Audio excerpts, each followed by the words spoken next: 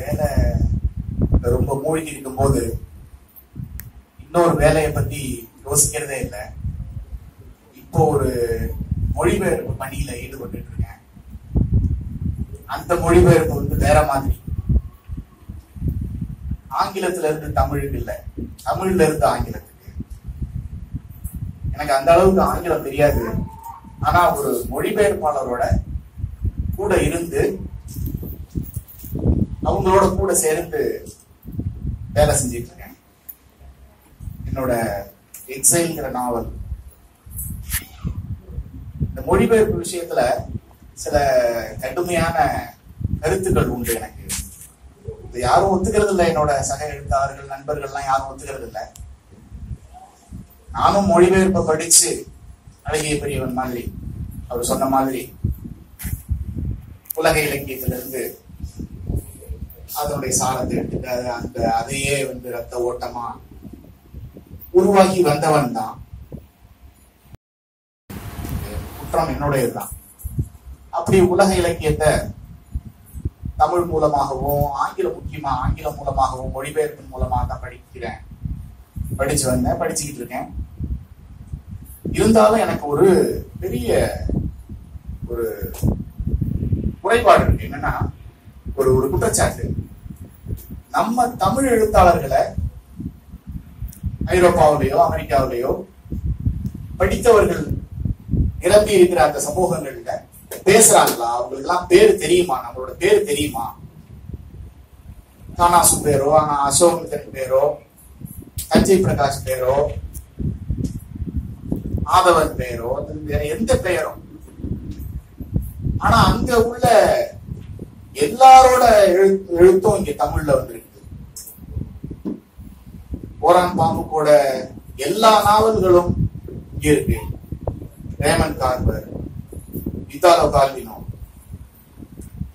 ஒரு உலக அளவுல வந்து பேர் தெரியாத ஒரு ஆளு.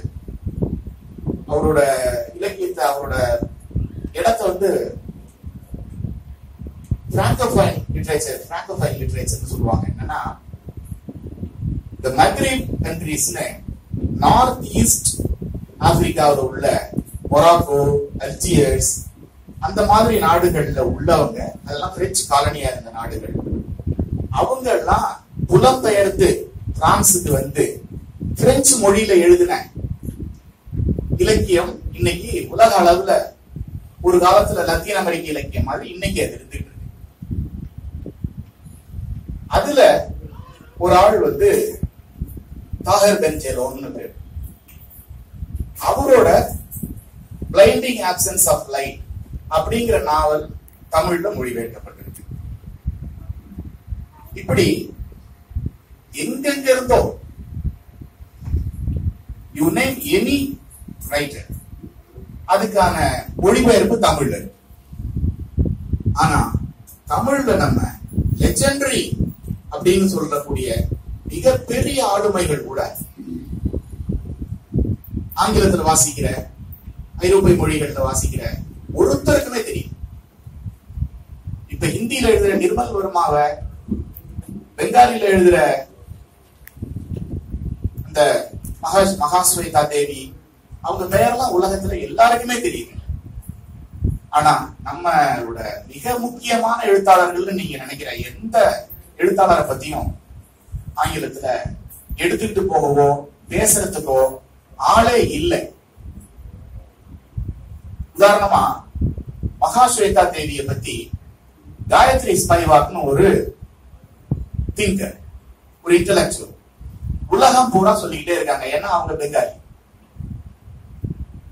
ஆனா நம்ம தமிழ் இன்டலெக்சுவல்ஸ் உலகம் பூரா இருக்கிற எஜுகேஷன் இன்ஸ்டிடியூஷன்ஸ்ல இருக்கிறவங்க எல்லாம் இன்னும் ஆண்டாள், திருவள்ளுவர் அப்படிதான் சொல்லிட்டு இருக்காங்க.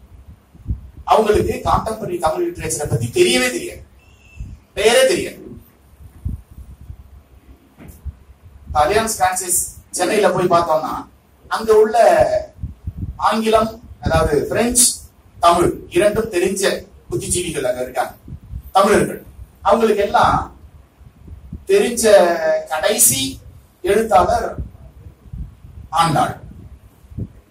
கான்டெம்பரரியில யாரையாவது தெரியுமா, உங்களுக்கு யாராவது தெரியுமான்னா கமலஹாசன் வைரமுத்து அப்படின்னு சொல்றாங்க. ஸோ அந்த மாதிரியான ஒரு பெரிய கேப் இருக்கு. அவங்க வந்து பிரெஞ்சுல மொழிபெயர்த்த எழுத்தாளர் வந்து சுஜாதா. ஸோ இப்படி ஒரு அவலமான நிலைமை இருக்கும்போது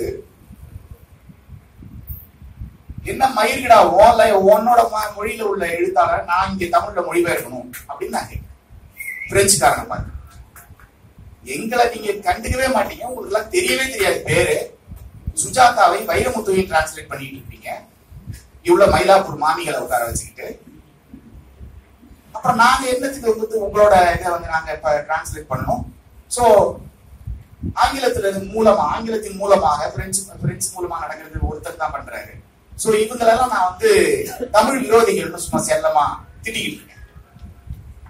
தமிழ் சமூகத்துக்கு நீங்க எல்லாம் விரோதம் பண்ணிட்டு இருக்கீங்க, இது தேவையில்லை, சமூக விரோதமான காரியம் இது தேவையில்லை, போதும், இது இந்த மொழிபெயர்ப்பெல்லாம் போதும்.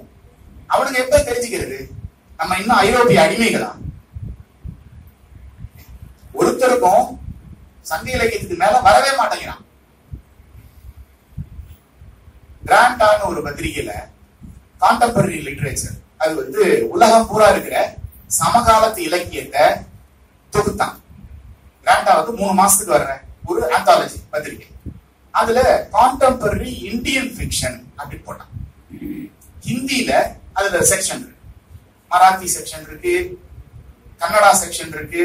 எல்லா செக்ஷன்லயும் இப்ப கரண்டா இருக்கிற ஆளுகளோட டிரான்ஸ்லேஷன், இங்கிலீஷ் டிரான்ஸ்லேஷன் வந்திருக்கு. தமிழ்ல பட்டுக்கோட்டை பிரபாகரன் டிரான்ஸ்லேட் பண்ணிருக்கோம். எவ்வளவு ஒரு கேவலமான நிலைமை பாருங்க. கான்டெம்பரரி லிட்டரேச்சருக்கு கிராண்டா போட்ட தொகுப்புல வருது. சரி, இன்டர்நேஷனல் எடிஷன்ஸ்ல பார்த்தோம்னா கான்டெம்பரரி தமிழ் லிட்டரேச்சர் அப்படின்னு பார்த்தா அது கான்டெம்பரரிக்கு எடுத்து விட்டுறான். ஆண்டாள் தான் அது. திரும்ப திரும்ப இதே பண்ணிட்டு இருக்கானுங்க. நம்ம வந்து ஊர்ல இல்லாத பேரு, அவன் பேரு, இவன் பேரு, அரபி எழுத்து எல்லாத்தையும் நம்ம டிரான்ஸ்லேட் பண்ணி உட்காந்துட்டு பண்ணிட்டு இருக்கோம்.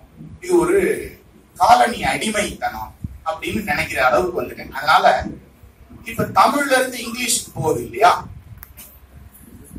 அது ஒரு ரத்த கண்ணீர் எம்ஆர் ராதா மாதிரியான ஒரு சோக காட்சி. நமக்கு என்ன இங்கிலீஷ் தெரியும்? 12 வருஷமா இங்கிலீஷ் கத்துக் கொடுக்குறாங்க. நமக்கு ஒரு மத்தியானம் சாப்பிட வரேன் ஒரு மெசேஜ் அடிக்கிறது தப்பா அடிக்கணும். அதுலயே 2-3 இருக்கிற வார்த்தையில 4 வார்த்தை தான் அதுல அடிச்சு கிராமர் மிஸ்டேக். நமக்கு அந்த அளவுக்கு தான் 12 வருஷமா இங்கிலீஷ் கத்துக் கொடுக்குறாங்க. இதுல கொஞ்சம் புத்திசாலித்தனமா கிராஜுவேட் எல்லாம் ஆகி BA literature, English literature, MA English literature படிச்சுட்டு இங்கிலீஷ் தெரிஞ்சதுன்னு நினைச்சுக்கிட்டு படிச்சு இது டிரான்ஸ்லேட் பண்ணிடுறோமா, அங்க போய் உத செருப்படி விளக்கமா தேடிக்க வாங்க. சமீபத்துல எனக்கு ரொம்ப மரியாதைக்குரிய ஒரு அறிஞர், பெரிய வரலாற்று ஆய்வாளர், அவர் வந்து நம்ம தமிழ்ல ஒரு 25 வருஷமா கிளாசிக் என்று கருதப்படுகிற ஜே சில குறிப்புகளை இங்கிலீஷ்ல டிரான்ஸ்லேட் பண்ணாரு. எனக்கு 30 வருஷம் கழிச்சு. அது அப்பவே டிரான்ஸ்லேட் ஆகி வந்திருக்கணும். ஏன்னா கிளாசிக் அது இப்பதான் டிரான்ஸ்லேட் ஆச்சு. அது நம்ம வெங்கடாச்சலம் பண்ணி அது வந்து டிரான்ஸ்லேட் ஆகி வந்து அத வந்து ஒரு ஹெரால்ட் பின்டோன்னு ஒருத்தர் பாம்பேல ஒரு சர்வதேச அளவுல அறியப்பட்ட ஒரு எழுத்தாளர், அவர் மதிப்புரையில அடின்னு அடிச்சு இதெல்லாம் வந்து இங்கிலீஷ்னு நீங்க சொல்லிக்கிறீங்களா, வெக்கமா இல்லையா அப்படின்னு போட்டு என்னென்ன தப்புன்னா சாதாரண தப்பெல்லாம் இல்லை, அது வந்து டிரான்ஸ்லேஷன் அவ்வளவு குப்பையா இருக்கு. அவங்க ஒரு இதை டிரான்ஸ்லேட் பண்ணி ஒரு நேட்டிவ் ஸ்பீக்கர்கிட்ட கொடுத்து, அமெரிக்கால இருக்கிற ஒரு இன்டலெக்சுவல் கிட்ட, ஒரு ரைட்டர் கிட்ட, இங்கிலீஷ் ரைட்டர் கிட்ட கொடுத்து சரி பண்ணணும், சரி பார்க்கணும். அப்பதான் அந்த டிரான்ஸ்லேஷன் வந்து சரியா இருக்கும். அப்புறம் அந்த மாதிரியான ஒரு புளிய மரத்தின் கதை, அதை வந்து ஒரு பெரிய இங்கிலீஷ் ப்ரொஃபசர், ரொம்ப சீனியரான ப்ரொஃபசர், அவருக்கு இங்கிலீஷ் தெரியலன்னு சொல்லவே முடியாது. என்ன துரதிருஷ்டம்னா இலக்கியம் தெரியும். முதல் பேராகிராஃப்லயே ரொம்ப கொடுமையான தப்பு. இப்படி அவங்களுக்கு புரியாததெல்லாம் விட்டுறாங்க. இப்படி வந்து தமிழ்ல இருந்து இங்கிலீஷ் போயிடுது.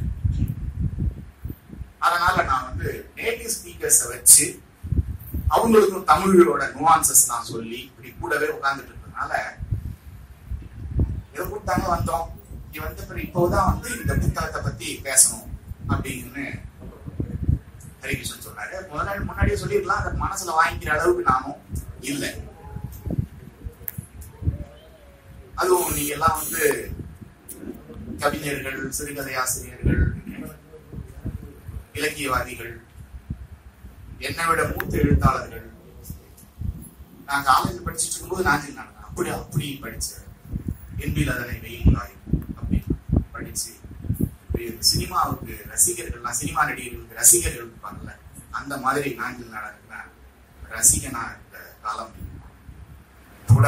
காலையில அவர் ஒரு 10 நிமிஷம் திட்டுனேன், ஏன் 18 வருஷமா நீங்க நாவலே எழுதாம இருக்கீங்க? அதனால இப்போ உங்கள் மத்தியில வந்து நான் என்ன பேசுறது? பொதுவா நான் ஒரு ரிலக்டன்டான ஒரு பேச்சாளர். அப்படியே பேசினாலும் பாருங்க, இந்த இதுல வந்து நான் கவிதை சேர்த்து விட்டு ஏதோ உளறி மோகன் இப்போ வந்து திட்டுறாரு. இந்த மாதிரி இப்போ ஏதாவது உளர்னா இன்னும் 15 வருஷம் கழிச்சு யாராவது வந்து இந்த மாதிரி உளர்னாரு இப்படிலாம் வேற திட்டு வாங்க வேண்டியிருக்கும். அதனால பேச்சே வந்து நமக்கு வந்து ஒரு பிடிபடாத விஷயம்.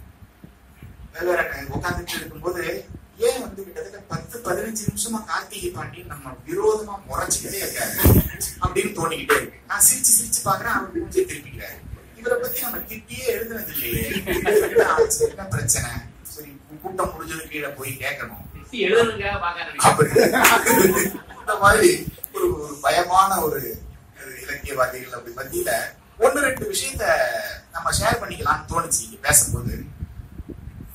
அத பேசி முடிச்சிருப்பான். என்னன்னா, காலையில என்னோட நண்பர் ஒருத்தர் பேர் சொல்லக்கூடாது, பேர் சொன்னா பிரச்சனை ஆயிடும். ஏங்க நேத்தே வரல அப்படின்னா, இல்ல நேற்று நைட்டு 11 மணிக்கு தான் என் மனைவி கிட்ட இருந்து பர்மிஷன் கிடைச்சது. அதாவது வந்து ஆண் பெண் சமமா இருக்கணும்னு தான் சொல்லணுமே தவிர, ஆண் வந்து பெண்ணுக்கு அடிமையாயிடணும் அடுத்தது அப்படின்னு யாரும் சமமா இருக்கு, ஈக்குவலா இருக்கு, ஈக்குவல் ரைட்ஸ், ஃப்ரீடம் அதெல்லாம் இருக்க வேண்டியதா ஒரு குடும்பத்துல. அதுக்கு வந்து மனைவி கிட்ட அடிமையாயிடணும்னு யாரும் சொன்னாங்களா என்ன? ஒண்ணு நான் வந்து ஒன்னு அடிமைப்படுத்துவேன், இல்லைன்னா நான் அடிமையா இருப்பேன். இதுதான் நம்ம எல்லாரோட மனோபாவமாவும் இருக்கு எல்லா விஷயத்திலையும். ஒண்ணு நான் அடிமைப்படுத்துவேன், இல்லைன்னா நான் வந்து அடிமையா இருப்பேன். இது சமமான ஒரு இதுவே இல்லை. இப்படி எழுத்தாளர்களும் குடும்பத்துக்கு, மனைவிக்கு இல்லை, குடும்பத்துக்கு, குடும்பம்னா ஒரு 100 பேர் அடிமையாயிடுறாங்க அப்படிங்கிறது என்னோட. அப்படி இருக்க வேண்டிய அவசியம் இல்லை. நம்ம வந்து சமூகத்துக்கு தான் கடமைப்பட்டவர்கள், வரலாற்றுக்கு கடமைப்பட்டவர்கள், மொழிக்கு கடமைப்பட்டவர்கள். சகாயம்னு ஒரு IAS ஆபிசர் அடிக்கடி ஸ்கூல் ஃபங்க்ஷன்ஸ்ல எல்லாம் போய், அவரை கவர்மெண்ட் ஸ்கூல்ல தானே கூப்பிடுவாங்க, அங்கெல்லாம் போயிட்டு அவர் என்ன ஒரு SBOA மாதிரியான மேட்டுக்குடி பள்ளிகள்ல கூப்பிட போறாங்க. இந்த கவர்மெண்ட் அரசு பள்ளிகள் அங்கெல்லாம் போயிட்டு உங்களால தான் தமிழே வாழுதுன்னு அந்த ஏழை பிள்ளைங்கிட்ட சொல்லி ஏமாத்திட்டு இருக்கு. சங்க இலக்கியம், அதுல இருந்து தொல்காப்பியன் என்ன சொல்றான்? என்மனார் புலவர்னு தான் சொல்றான். அப்ப அதுக்கு முன்னாடி இருந்தது, அவனே தொகுக்கிறாங்க. அப்போ எங்கெங்க இருந்தோ எத்தனை நூற்றாண்டுகளாவோ இந்த டார்ச்சை கொண்டு வந்துகிட்டே இருக்கிறாங்க. இந்த நெருப்பை அணையாம மாத்தி மாத்தி மாத்தி மாத்தி வாங்கிட்டு இப்ப கருத்தடையாங்கிற சின்ன பையன்கிட்ட வந்து இருக்கு, கார்த்திகை பாண்டியன் வந்து உட்கார்ந்துட்டு இருக்கு. அவங்க கிட்ட நிறைய பேர்கிட்ட கொடுத்துட்டு போவாங்க இந்த விளக்கு, அணையா விளக்கு. இவங்க கிட்ட தான் தமிழ் வாழ்ந்துகிட்டு இருக்க தவிர, அரசு பள்ளிகள்ல தமிழ் மீடியத்துல படிச்சு வேற ஏதாவது உதாரணங்கள் சொல்லி தமிழ் மீடியத்தை நீங்க வந்து ஊக்குவீங்க. இந்த மாதிரி, ஏன்னா அவருக்கு இலக்கியம்னா என்னன்னு தெரியாது. இப்படி இலக்கியம்னா என்னன்னு தெரியாத ஒரு பெரிய சராசரி மனிதர்களின் கூட்டம் இல்லை, ஒரு பெரிய மனிதர்களின் கூட்டம் உருவாக்கி வச்சிருக்கோம். இவங்கெல்லாம் தான் நம்ம நாட்டோட, நம்ம மொழியோட அடையாளங்களாக நம்ம எல்லாம் வந்து உருவாக்கி ஊடகங்கள் நமக்கு கொடுத்துக்கிட்டு இருக்கு. அப்துல் கலாம், சகாயம், இந்த மாதிரி இப்படி நிறைய பேர் கொடுத்துக்கிட்டே இருக்காங்க. இவங்க எல்லாம் தான் நம்ம வந்து ஒரு பெரிய விஞ்ஞானி, அப்துல் கலாம் மாதிரியான ஒரு விஞ்ஞானி பக்கத்துல உட்காந்துட்டு, சாரு நீங்களும் ஜெயமோகனும் இந்த மாதிரி சண்டை போடுறது உங்களுக்கு நல்லா இருக்கு.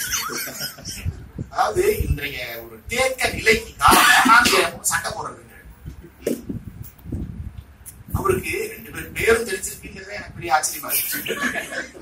அதுக்கு சண்டை எல்லாம் போடுறவங்களுக்கு வேற அது வந்து அவ்வளவு படிக்கல. அந்த மாதிரி ஒரு புரிதல், இப்படி ஒரு பாமரத்தனங்கிற வார்த்தை வேற, சராசரித்தனமான ஒரு புரிதலை வச்சுக்கிட்டு இவங்கெல்லாம் நாம் மிக மேன்மையான இடங்கள்ல சமூகத்துல வீற்றிருக்கிறார்கள். ஒரு பல்கலைக்கழக துணைவேந்தர், பல்கலைக்கழகத்துக்கு நமக்கு என்ன வேலை இருக்கு, அங்க உள்ள பிரெஞ்சு டிபார்ட்மெண்ட்ல என்ன பேச கூப்பிட்டாங்க. அதனால போயிருந்தேன். அங்க வந்து வைஸ் சான்சலர் என்ன பார்த்துட்டு, உங்களை நான் டிவியில பார்த்திருக்கேன் அப்படின்னு. ரொம்ப கேவலமா இருந்துச்சு. வாழ்க்கையில மறக்க முடியாத அனுபவம் அது ஒண்ணு. ஐயோ, ஆண்டவரா அப்படி சொல்லலாம், வைஸ் சான்சலரா அப்படி சொல்றது, டிவியில பார்த்திருக்கேன்னு எவ்வளவு ஒரு கேவலமான ஒரு சூழல் பாருங்க. அதே வைஸ் சான்சலர், அதே ஆளு. என்ன காரணம்னா, இவங்க எல்லாம் வந்து கட்சி தொண்டர்கள். கட்சி தலைவரை பத்தி PhD பண்ணிட்டு வைஸ் சான்சலரா வந்து உட்கார்ந்துட்டு இருக்காங்க. புரியுதுங்களா? அவர் வந்து ஒரு காலேஜ்ல, ஒரு பிரஸ்டீஜியஸ் காலேஜ்ல பிசிங்கிறதெல்லாம் கூப்பிட்டு தொலைய வேண்டிட்டா வந்ததும் உட்கார்ந்துட்டு அவர்தான் தலைவர். அவர் பேசுறாரு, இங்கிலீஷே தெரியல. அதுவும் பெரிய தப்பே கிடையாது, தமிழ்ல பேச வேண்டியது. நம்ம தாய்மொழி தமிழ் தானே பேச. அது வைஸ் சான்சலர் ஆகிற என்ன எந்த மொழியில வேணாலும் பேசலாம்ல. அங்க வந்து உட்கார்ந்துட்டு கொடூரமான, இப்ப சொன்ன ஒரு மத்தியானம் சாப்பாட்டுக்கு வரேன் அப்படிங்கும் போது நான் 4 வார்த்தையில 40 தப்பு, கிராமர் மிஸ்டேக், அந்த மாதிரியான ஒரு கேவலமான அந்த பொண்ணுங்கெல்லாம் உட்கார்ந்து சிரிச்சுட்டு இருக்கு. இவரோட பேச்சு திறமை. Reverend principal, reverend madam, reverend விக்ரம்ங்கிற பார்வையாளர் இடத்துல இருக்கிற விக்ரமோட பொண்ணு அந்த காலேஜ்ல படிக்குது. அதனால ரெவரண்ட் விக்ரம்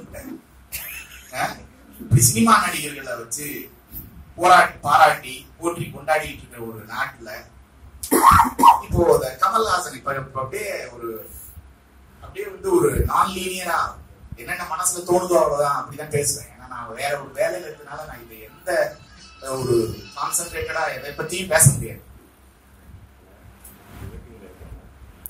கமல்ஹாசன் வந்து இப்ப ஒரு பிக் பாஸ் ஷோல நான் பாக்குற வாழ்க்கையிலேயே பார்த்துக்கிட்டு இருக்கிற முதல் டிவி நிகழ்ச்சி அதுதான். இதுவரைக்கும் நான் டிவி பார்த்ததே இல்லை.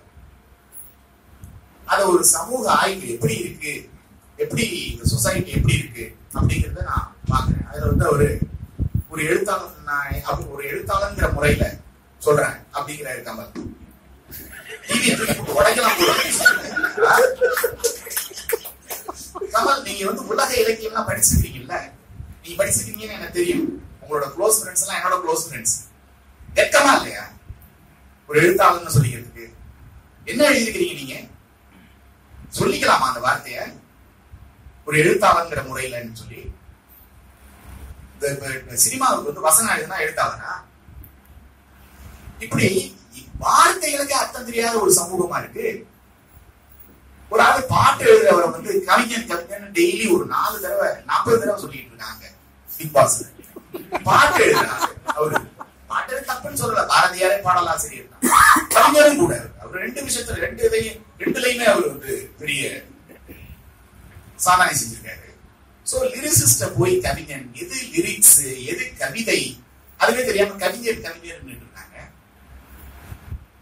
நான் ரொம்ப காலமா தமிழ் சமூகத்தை ஒரு பிலிஸ்டைன் சொசைட்டி, பிலிஸ்டைன்னா மூடர்களின் தேசம், படிக்காதவர்களின் தேசம். படிப்புனா MBBS படிக்கிறது, இன்ஜினியரிங் அது இல்ல, இலக்கியம் படிக்காத ஒரு கும்பல் அப்படின்னு சொல்லிட்டு இருப்பேன். அத நீங்க பிக் பாஸ் பாத்தீங்கன்னா தெரிஞ்சு, நம்மள மாதிரிதான் 2 கை 2 காலு 2 கண்ணு மூக்கு எல்லாம் இருக்கு. ஆனா விலங்குகள் மாதிரியே நடந்துக்கிறாங்க. அப்படிதான் இலக்கியம் தெரியலன்னா அப்படிதான் இருக்கும், விலங்கு மாதிரி ஆயிடுவேன்னு பர்தகிரி சொல்லிட்டு. ஏன் இலக்கியம் படிக்கணும் அப்படிங்கிறதுக்கு, இலக்கியம் படிக்கலன்னா நீயும் மிருகமும் சமம் அப்படிங்கிற பர்தகிரி, சமஸ்கிருதத்தோட திருவள்ளுவர். அப்படிதான் இருக்கு. இந்த பிக் பாஸ் நிகழ்ச்சி பார்த்தோம்னா அப்படிதான் இருக்கு. இங்க உள்ள சயின்டிஸ்ட்களை பார்த்தா அப்படிதான் இருக்காங்க, இங்க உள்ள IAS ஆபீசர்களை பார்த்தா அப்படிதான் இருக்காங்க. இலக்கியம்னா என்னன்னே தெரியல. அதுதான் இப்படி அந்த சமூகம். அப்புறம் அந்த அழகிய பெரியவன் பேசும்போது அந்த அரபி இலக்கியத்தை பத்தியும் சொன்னாரு. இன்றைய காலகட்டத்துல லத்தீன் அமெரிக்க இலக்கியம் ஒரு காலத்துல பெரிய இடத்துல இருந்தது. அதுக்கு முன்னால ரஷ்ய இலக்கியம் பெரிய படையே, பெரிய ஒரு 10-15 எழுத்தாளர்கள் சொல்லுவாங்க. தமிழ் எழுத்தாளர்கள்லாம் பல பேர் 99% அந்த ரஷ்ய இலக்கியத்தை படிச்சு வந்தவங்க தான்.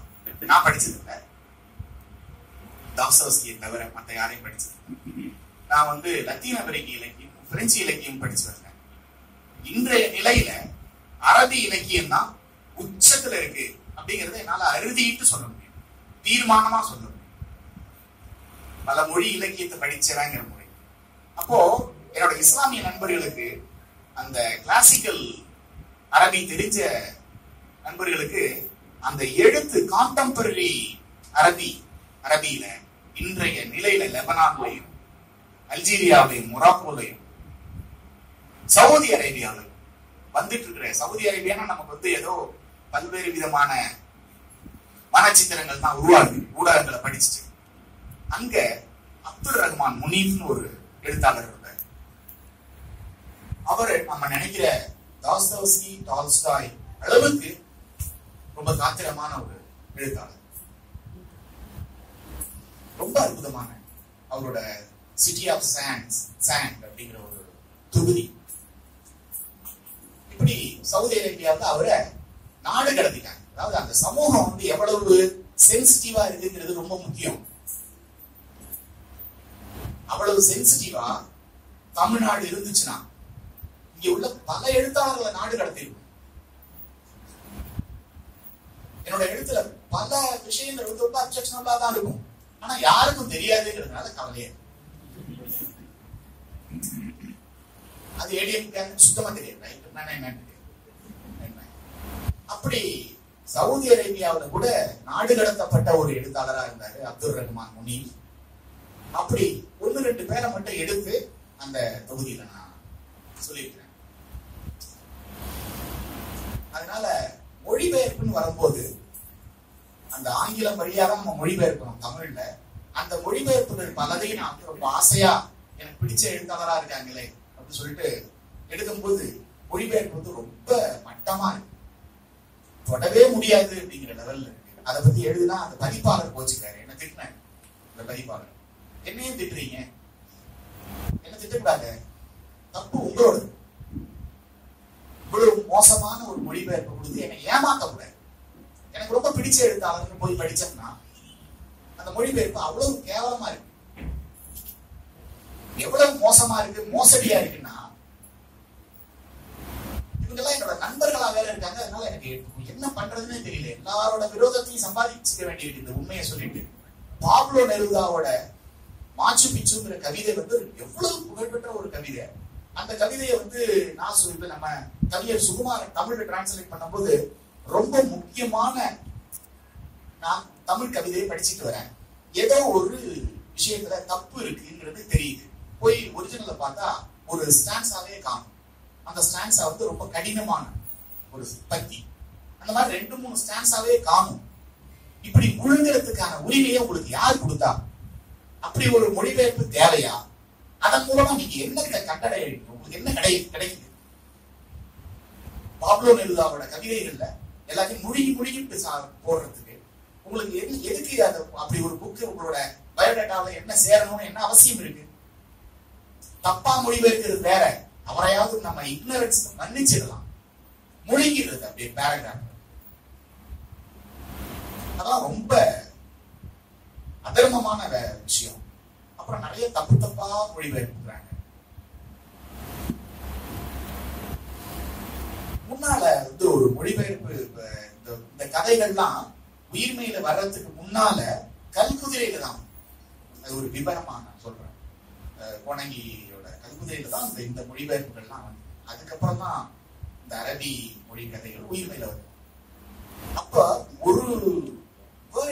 ஒரு வார்த்தைக்காக 1 மாசம் காத்திருந்த காலம்லாம், ஒரே ஒரு வார்த்தை தமிழ்ல கிடைக்கலன்னு சொல்லி ஒரு வெஸ்டர்ன் கிளாசிக்கல் மியூசிக் சம்பந்தமான ஒரு வார்த்தைய சந்திப்புங்கிற கதை, சே குவேராவும் பிடல் காஸ்ட்ரோவும் சந்திச்சுக்கிற அந்த சந்திப்புங்கிற கதை, கூலியோ கொர்த்தசார் எழுதின ஒரு கதை. அதுல வர்ற ஒரு வார்த்தைக்காக ஒரு மாசம் காத்திருக்கேன். ஆனா இப்ப வந்து வர்ற மொழிபெயர்ப்புகள்லாம் அவ்வளவு கேவலமா இருக்கு. இருந்தும் அந்த காலத்து மொழிபெயர்ப்பாளர்கள் ஆர் சிவகுமார், இப்ப MS ரொம்ப நல்லா பண்ணிட்டு இருக்காரு. ஜி குப்புசாமியோட மொழிபெயர்ப்பு எனக்கு ரொம்ப ரொம்ப பிடிக்கும். அவரு வந்து தேவதாஸ் என்னோட குருநாதர்னு சொல்லுவாரு. ஜி குப்புசாமியோட மொழிபெயர்ப்பு அவ்வளவு பிரமாதமா இருக்கு. ஆனா அவரே நிறைய திட்டுறாங்க. ஒரு 600 பக்க நாவல்ல ஒரு 2-3 பிழைகள் இருந்தா அதுக்காகவே அவர் திட்டுறாங்க.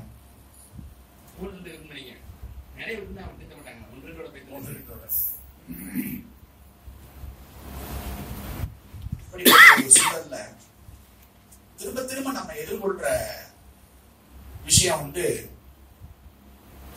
சமூகத்தோட புறக்கணிப்பு, அதன் மூலமாக நேர்ற குடும்ப சூழல். ஆரம்பத்துல சொன்னேன் இல்லையா, அது சொன்னா இன்னும் கொஞ்சமும் சொல்ல வேண்டியது. ஒருத்தர் 18 வருஷமா நாவல் எழுதல அப்படிங்கிறது மட்டும் இல்ல, நானும் தான் ஒரு 8 வருஷமா நாவல் எழுத.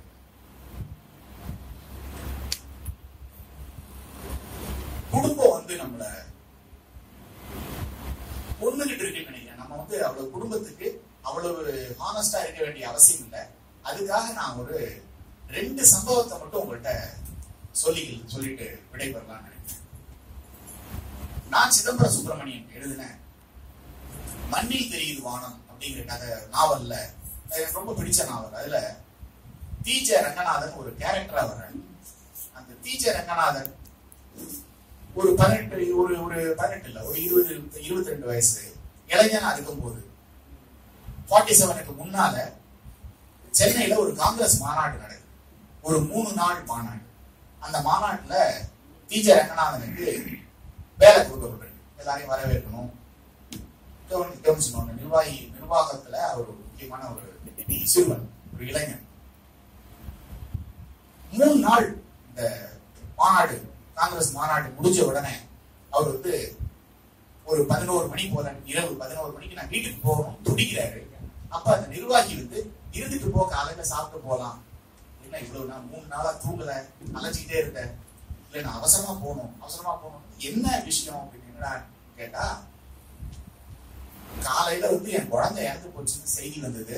அதனால நான் போய் தான் செய்யணும். மத்த குழந்தை 2 வயசு குழந்தை. உடனே அடிச்சு கொடுத்த, நீ மனுஷனா அப்படின்னு கேட்டு, மனுஷனா நீ? அவரு பதிலுக்கு, இல்ல நான் காங்கிரஸ் தான் அப்படின்னு. இந்த சம்பவத்தை படிச்சது வந்து ரொம்ப ரீசெண்டா நான் படிச்சேன் நாவல. இதுக்கு முன்னால ஒரு 7-8 வருஷத்துக்கு முன்னால என்னோட வாழ்க்கையில ஒரு சம்பவம். ஒரு கட்டுரையை வந்து உயிர்மைக்காக எழுதிட்டு இருந்தேன். அது வந்து ஒரு ஆபிச்சுவரி கட்டுரை, மைக்கேல் ஜாக்சன் நினைக்கிறேன். அதனால அந்த குறிப்பிட்ட டேட்டுக்குள்ள அதை எழுதி முடிச்சு 25ஆம் தேதி போல அந்த பிரஸுக்கு அனுப்பணுங்கிற நிலைமை. நாளைக்கு மதியத்துக்குள்ள கொடுத்துருங்க அமீது. மதியத்துக்குள்ள கொடுத்துடலாம்னு சொல்லி எழுதிட்டு, மைக்கேல் ஜாக்சனை பத்தி உடனே உட்கார்ந்து அப்படி எழுதிட முடியாது இல்லையா, அதனால எழுதிக்கிட்டே இருக்கேன். அப்போ என் தம்பிகிட்ட இருந்து போன் வந்தது, நயனா செத்து போயிட்டாங்க. அப்படியா? நான் ஒரு முக்கியமான கட்டுரை எழுதிட்டு இருக்கேன். அவன் போன் வந்தது வந்து காலையில 6 மணி. நான் 4 மணில இருந்து எழுதிட்டு இருக்கேன். அந்த கட்டுரை எப்ப முடியும் தெரியல. நான் முடிஞ்ச வரைக்கும் அவசரமா எழுத ட்ரை பண்றேன், ஆனா முடியாதுன்னு நினைக்கிறேன். நேரம் ஆயிடுச்சுன்னா நீங்க பாடி எடுத்துருங்க அப்படின்னு சொல்லிட்டு கட்டுரை முடிக்கும் போது 1:30 மணி 2 மணி ஆயிடுச்சு. முடிச்சு ஹமீதுக்கு அனுப்பிட்டு அவர்கிட்ட சொன்னேன், இதுல ஏதாவது டவுட் இருந்ததுன்னா என்ன கேட்க வேண்டாம், நீங்களே பண்ணிடுங்க அப்படின்னு சொன்னேன். ஏன் சாரு? ஏன்னா அவருக்கு ஒரு கட்டுரைன்னா அதுக்கு வந்து நாங்க பேசிக்குவோம் அதை பத்தி. நான் போன் எடுக்க மாட்டேன். ஏன் நான் இது மாதிரி அப்பா இறந்து போயிட்டாங்க, அதனால போறேன். நீங்க மனுஷனா அப்படின்னாரு. அதே கேள்விதான், மனுஷனா? இல்லைங்க நான் ரைட்டர் அப்படின்னு. நம்ம வந்து ரைட்டர் தான். நம்ம வந்து மனிதாபிமானம் உள்ள குடும்பஸ்தனாகவோ, நம்ம ஒரு மகனாகவோ, ஒரு கணவனாகவோ, ஒரு தந்தையாகவோ இருக்க வேண்டிய அவசியம் இல்லை. நாங்க இந்த கடமைகளை செய்வோம், செய்ய முடியலன்னா போனங்க மாதிரி தனியா இருந்துருவோம். அதை தெரிஞ்சுதான் நம்ம வந்து சொல்லிதான் கல்யாணம் பண்ணிக்கணும். நம்ம குடும்பத்துல அவ்வளவு தீவிரமா அந்த கடமையெல்லாம் செஞ்சுட்டு இருக்க வேண்டிய அவசியம் இல்லை. நீங்க என்னோட கருத்தோட முரண்படலாம், ஆனா அதை பத்தி நீங்க தீவிரமா யோசிக்கணும். ஏன்னா கருணாநிதி மாதிரியான அரசியல்வாதிகள் குடும்பத்தை விட்டுட்டு சமூகத்துக்காகவும் அரசியலுக்காகவும் தீவிரமா பங்காற்ற முடிய போகுது. அவங்களை பத்தி கதையெல்லாம் நம்ம படிக்கிறோம் இல்லையா? நீ கல்யாணம் ஆகுது அன்னைக்கு நைட்டே வந்து அவர் வந்து ஏதோ ஒரு கூட்டத்துல பேச போறாரு, அவர் கைது பண்ணி ஜெயிலுக்கு அனுப்பிடுறாங்க. இப்படி அரசியல்வாதிகள்லாம் அப்படி இருக்கும்போது இலக்கியவாதி ஏன் இருக்கக்கூடாது?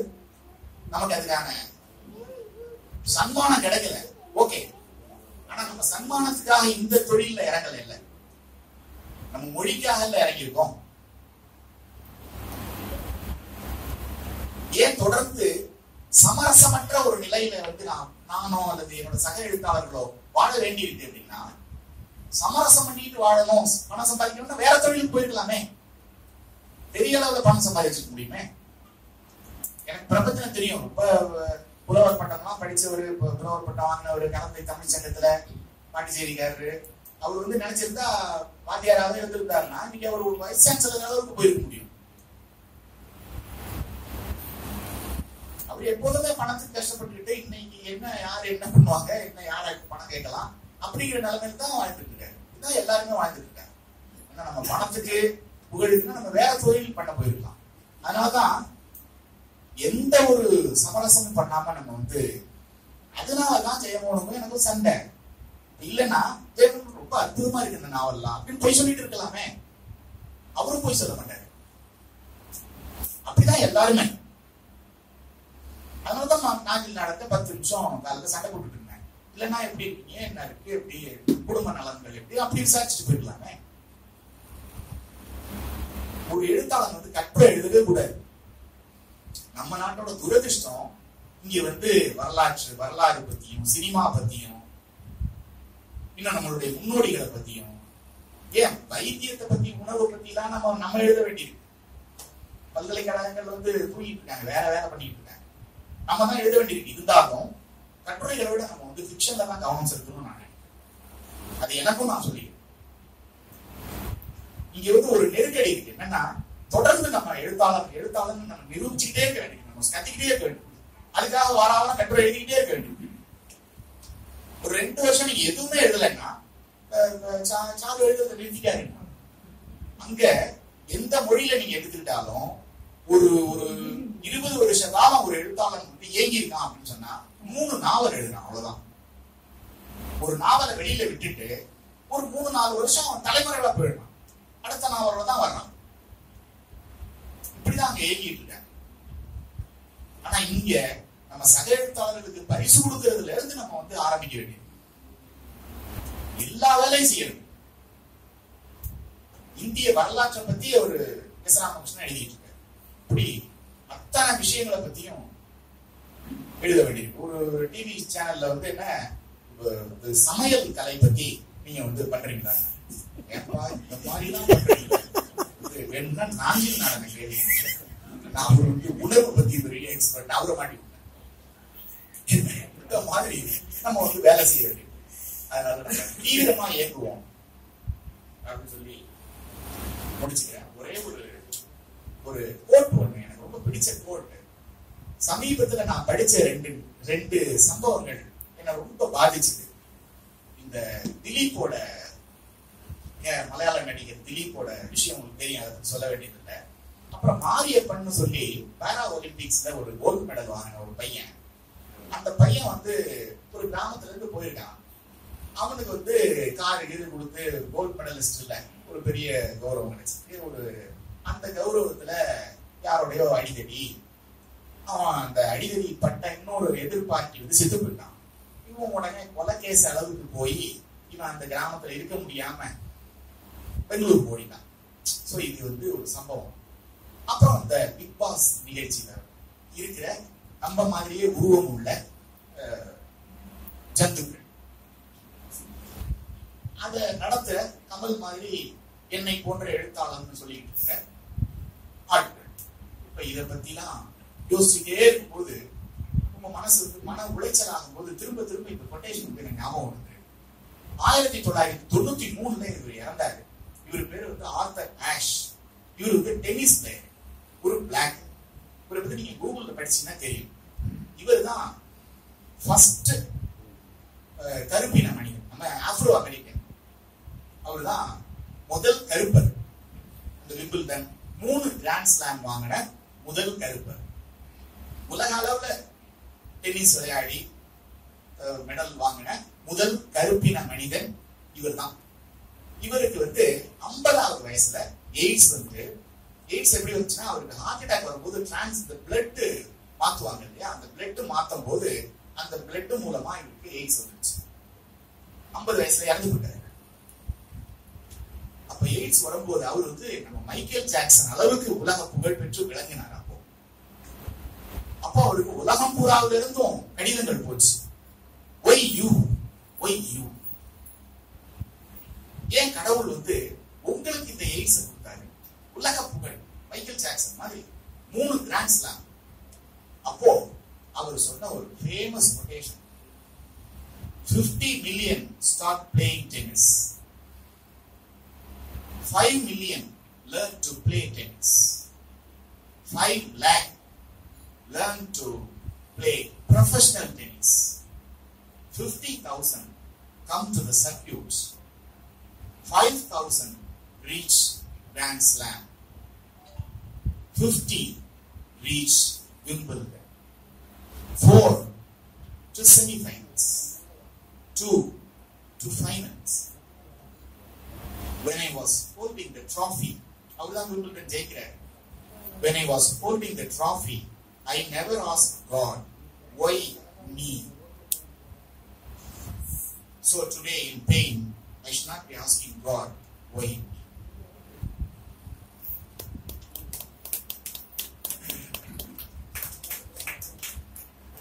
ஒரு சேரியில இருந்து, கருப்பின மக்கள் வாழற சேரி, ஒரு கடைநிலை வேலை தான் அங்க செய்ய முடியும். அப்படிப்பட்ட ஒரு சேரியில இருந்து விம்பிள்டன் போய் ஆடுறேன், 3 கிராண்ட் ஸ்லாம் வாங்கியிருக்கிறேன், அப்ப ஒய் மீனு கேட்கல. எய்ட்ஸ் வரும்போது ஒய் மீனு கேட்க முடியுமானா கடவுளை பார்த்து? அப்படிங்கிற தெளிவை கொடுத்தது எது? படிப்பு, இலக்கியம். நம்ம ஆளுகள்லாம் இலக்கியம் தெரியாம மிருகங்கள் மாதிரி அலைஞ்சிட்டு இருக்காங்க. பத்துவேரி சொன்ன மாதிரி படிப்பு, இலக்கிய படிப்பு அப்படி ஒரு சமூகத்தை உருவாக்கி இருக்கு அமெரிக்காவும் ஐரோப்பாவும். அதுதான் இலக்கியத்தோட பயன்பாடு அப்படின்னு சொல்லி விடைபெற ஞாபகம் வந்துச்சு. முக்கியமா 2 விஷயத்தை மறந்துட்டேன். நான் அந்த மெட்ராஸ்ல இருந்து ஈரோடுக்கு வரும்போது அந்த கம்பார்ட்மெண்ட்ல ஒருத்தர் கூட புஸ்தகம் வச்சு படிச்சுப்பான். எப்பவுமே ரயில்ல வந்து புஸ்தகங்கள் படிக்கிற யாரு கையிலுமே புஸ்தகத்தை படிக்க பார்க்க முடியல. இப்போ வந்து மொபைல்ல, என்னோட மொபைல்ல பல லைப்ரரிஸே இருக்கு. மொபைல்லே நீங்க கூப்பிட்டு படிக்கலாம். ஆனா யாருமே புஸ்தகம் படிக்கல. நான் சொன்னாரு, படிக்கிறதே தப்புன்னு நினைக்கக்கூடிய ஒரு சொசைட்டியா இருக்கு. என்னோட நண்பர்களே வந்து புஸ்தகம் கையில புஸ்தகம் இல்லாம தான் வர்றாங்க. அது எனக்கு என்னோட நண்பர்கள், நெருங்கின நண்பர்களே படிக்கிறது இது இல்லாம ஒரு இதா இருக்கு. அப்புறம் நான் சமீபத்துல ஒரு நல்ல மொழிபெயர்ப்பாளர் வேணும், எனக்கு தமிழ்ல இருந்து இங்கிலீஷ் போறதுக்கு ஒரு நல்ல ஆங்கில மொழிபெயர்ப்பாளர் வேணும்னு தேடிட்டு இருக்கும்போது, சரி கடவுளை கேட்டா கிடைக்கும் அப்படின்னு சொன்னாங்க. அது திருநெல்வேலியில ஒரு சிறு தெய்வம் போனா உடனே பிரார்த்தனை பலிக்கும்னாங்க. மெட்ராஸ்ல இருந்து கிளம்பி அந்த சிறு தெய்வத்தை வழிபட்டு பெரிய பிரார்த்தனை எல்லாம் பண்ணி பூஜை எல்லாம் பண்ணிட்டு ஒரு 2 வாரத்துல கிடைச்சிட்டாங்கன்னு வச்சுங்க. காக்கா உட்கார பணம்பழம் இந்த மாதிரி இருக்கலாம், பிரார்த்தனை பலிச்ச மாதிரி இருக்கலாம், பகுத்தறிவாளர்கள் இலக்கியவாதிகள் எல்லாம் பகுத்தறிவாளர்கள்லாம் இருக்கிறதுனால அது அந்த சிறு தெய்வத்தை வணங்கிட்டு ஒரு நண்பரை வந்து ரொம்ப கஷ்டப்பட்டு போய் பார்த்தேன். என்னோட கூட இன்னொரு நண்பர் இருந்தாரு. அவரு வந்து கேட்டாரு, ஏன் இவ்வளவு கஷ்டப்பட்டு யாரையோ போய் பாக்குறீங்க, அவர் பார்த்து வேற 20 வருஷம் ஆச்சுக்கிறீங்களே அப்படின்னாரு.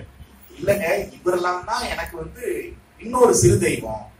ஏன்னா அவர் வந்து 20 வருஷத்துக்கு முன்னாடி ஒரு சிறு பத்திரிகை நடத்தினவர். ரொம்ப முக்கியம். அவங்க எல்லாம் தான் எனக்கு வந்து சிறு தெய்வங்கள். ஏன்னா அவங்க மூலமா தான், இப்ப நான் சொன்ன மாதிரி அவங்க மூலமா தான் நூற்றாண்டுகளா இந்த தமிழ் கடத்தப்பட்டு போயிட்டு இருக்கு, ஜீவனோட அப்படியே உயிர் போட இருக்கு. அந்த மாதிரி ஒரு சிறு தெய்வம் தான் எனக்கு வந்து ஹரிகிருஷ்ணன். அந்த மாதிரி ஒரு சிறு தெய்வம் தான் வாமுகோ. அந்த மாதிரி ஒரு சிறு தெய்வம் தான் எனக்கு கீரனூர் ஜாகீர் ராஜா. அப்படிதான். ஏன்னா என் வீட்டுல வந்து நான் வந்து அவ்வளவு தீவிரமா அந்த வேலையில இருந்துக்கும் போது இப்ப போய் ஊருக்கு போறீங்களே புரிய வச்சேன். இதெல்லாம் வந்து தெய்வத்தை வணங்குற மாதிரி அப்பேற்பட்ட ஒரு காரியத்தை பண்ணிட்டு இருக்காங்க. அதனால வந்து இவரை வந்து எனக்கு 15 வருஷமா தெரியும். அப்பல இருந்து அந்த சிறுபத்திரிக்கைன்னு சிசு செல்லப்பா செஞ்ச வேலைதான். சமீபத்துல மனுஷபுத்திரன் சென்ட் ஜோசப் காலேஜ் திருச்சிக்கு போகும்போது அங்க இருந்து ஒரு வயசான ப்ரொஃபசர் வந்து ஒரு திண்ணையை காமிச்சு, இந்த திண்ணையை பார்க்கும் போதெல்லாம் எனக்கு சீசு செல்லப்பா ஞாபகம் வரும் அப்படின்னாராம். என்னன்னா எழுத்து பத்திரிகையை தன்னோட சொத்தெல்லாம் வித்து எழுத்து பத்திரிகை நடத்திக்கிட்டு இப்ப மாதிரி இல்ல, தோல்ல அந்த மூட்டையை சுமந்துக்கிட்டு போவாராம். தோல்ல மூட்டையை சுமந்துக்கிட்டு காலேஜா விக்கிறது. அப்போ காலேஜ்ல போய் வித்துட்டு அந்த திண்ணையில தான் படுத்து இழைப்பார் வரான். அந்த திண்ணை நமக்கு வந்து பூஜை அறை இல்லையா, தொட்டு வணங்கணும் இல்லையா, அதையும் சொல்லணும்னு நினைச்சேன்.